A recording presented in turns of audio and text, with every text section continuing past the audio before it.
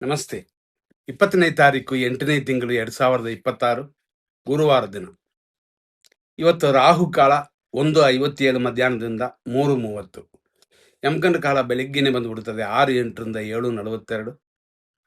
ಇವತ್ತಿನ ಸೂರ್ಯೋದಯ 6 ಗಂಟೆ 8 ನಿಮಿಷಕ್ಕೆ. ವಿಶಾಖ ನಕ್ಷತ್ರವಿದೆ ಬೆಳಿಗ್ಗೆ 9:08ವರೆಗೂ. ಆ ನಂತರ ಬರೋದು ಅನುರಾಧ ನಕ್ಷತ್ರ.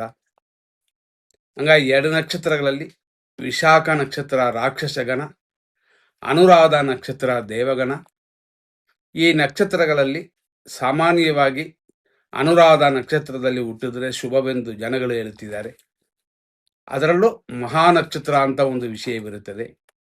ಆದ್ದರಿಂದಾಗಿ ಯಾವತ್ತೂ ಅನುರಾಧ ನಕ್ಷತ್ರದಲ್ಲಿ ಹುಟ್ಟಿದ್ರೆ ಒಳ್ಳೆಯ ದಶೆ ನಡೀತದ ಅಂತ ನೋಡಿದ್ರೆ ಫಸ್ಟ್ ದಶೆ ಶನಿ ಮಹಾದಶೆ. ಆದರೂ ಶುಭ ನಕ್ಷತ್ರ. ಈ ರೀತಿಯಾದ ಇವತ್ತಿನ ದಿನದಲ್ಲಿ ವಿಶಾಖ ನಕ್ಷತ್ರ ಇರುವವರೆಗೂ ಕಾರ್ಯಸಿದ್ಧಿಯೂ ಆನಂದವೂ ಉಂಟು. ಆನಂತರ ಬರುವ ನಕ್ಷತ್ರ ಅಂದರೆ ವಿಶಾಖ ಮುಗಿದ ಮೇಲೆ ಅನುರಾಧ ಬರುತ್ತದೆ. ಸಿದ್ಧಿಯೂ ಉಂಟು. ಆದ್ದರಿಂದ ಶುಭಕರವಾಗಿರುತ್ತೆ. ಇದರಲ್ಲಿ ನಾವು ನೋಡುವಂತಹ ವಿಷಯಗಳಲ್ಲಿ ಯಾವಾಗಲೂ ನಾವು ತಿಳಿಸುವಂತೆ ಒಂದು ನಕ್ಷತ್ರ ಮಾತ್ರವಲ್ಲ, ತಿಥಿ ಯೋಗ ಕರ್ಮಗಳು ಇದೆಲ್ಲವೂ ಶುಭವಾಗಿರಬೇಕು ಅಂತ.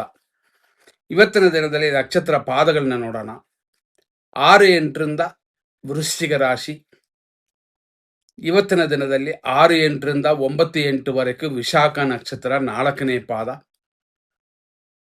ಅದೇ ಥರ 9-8ರಿಂದ 3:47ವರೆಗೂ ಅನುರಾಧ ನಕ್ಷತ್ರ 1ನೇ ಪಾದ. ಆಮೇಲೆ ಬರುವಂಥದ್ದು ರಾತ್ರಿ 10:28ವರೆಗೂ ಅನುರಾಧ ನಕ್ಷತ್ರ 2ನೇ ಪಾದ. ಆನಂತರ ಸುಮಾರು ಬೆಳಗಿನ ಜಾವ 5:10ವರೆಗೂ ಅನುರಾಧ ನಕ್ಷತ್ರ 3ನೇ ಪಾದವಿದೆ. ಆಮೇಲೆ ಅನುರಾಧ ನಕ್ಷತ್ರ 4ನೇ ಪಾದವಿದೆ. ಇವತ್ತಿನ ಅಭಿಜಿತ್ ಮುಹೂರ್ತ ಅಂತ ನೋಡಿದ್ರೆ 11:58ರಿಂದ 12:48. ವಿಜಯ ಮುಹೂರ್ತ ಮಧ್ಯಾಹ್ನ 2:28ರಿಂದ 3:18. ಈ ರೀತಿ ಇದ್ದರೂ ಇವತ್ತಿನ ದಿನದಲ್ಲಿ 100% ಶುಭ ಸಮಯಗಳನ್ನ ನೋಡೋಣ. ಒಳ್ಳೆಯ ಕಾರ್ಯಗಳಿಗೆ ಉಪಯೋಗಿಸಬಹುದು.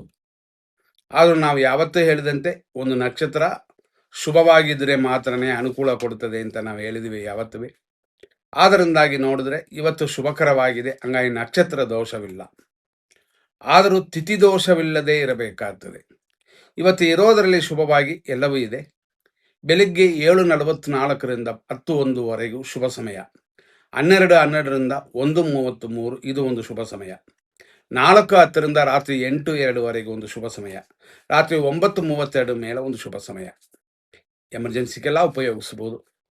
ಅದೇ ಥರ 100% ಅಶುಭ ಸಮಯವನ್ನು ನೋಡೋಣ. 6:08ರಿಂದ 7:42, 10:03ರಿಂದ 12:10, 10:18ರಿಂದ 11:08, ಮಧ್ಯಾಹ್ನ 1:35ರಿಂದ 3:22, ಮಧ್ಯಾಹ್ನ 1:57 ಮೇಲೆ 3:30, ಮಧ್ಯಾಹ್ನ 3:18 ಮೇಲೆ ಸಂಜೆ 4:08, ರಾತ್ರಿ 8:04ರಿಂದ 9:30ವರೆಗೂ ಇದೆಲ್ಲ ಅಶುಭ ಸಮಯಗಳು. ಇದರಲ್ಲಿ ಯಾವ ಕಾರ್ಯಗಳನ್ನು ಪ್ರಾರಂಭ ಮಾಡಬೇಡಿ.